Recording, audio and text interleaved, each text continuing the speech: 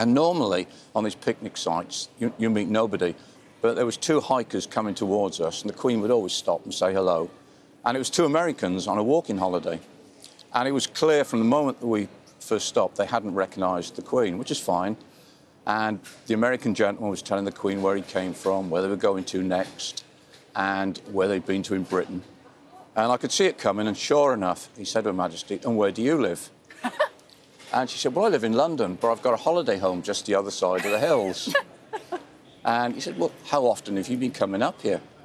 "Oh," she said, "I've been coming up here ever since I was a little girl, so over 80 years. And you could see the clogs thinking. He said, "Well, if you've been coming up here for 80 years, you must have met the Queen." And as quick as a flash says, "Well, I haven't, but Dick here meets her regularly." So the guy said to me, "Oh, you've met the Queen, what's she like?"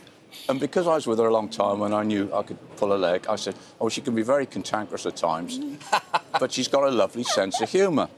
Anyway, the next thing I knew, this guy comes around, put his arm around my shoulder, and before I could see what was happening, he gets his camera, gives it to the Queen, and says, "Can you take a picture of the two of us?" Anyway, we swapped places, and I took a picture of them with the Queen, and we never let on, and we waved goodbye. And then Her Majesty said to me, "I'd love to be a fly on the wall when he shows those photographs to the friends in America, and hopefully someone tells him who I am."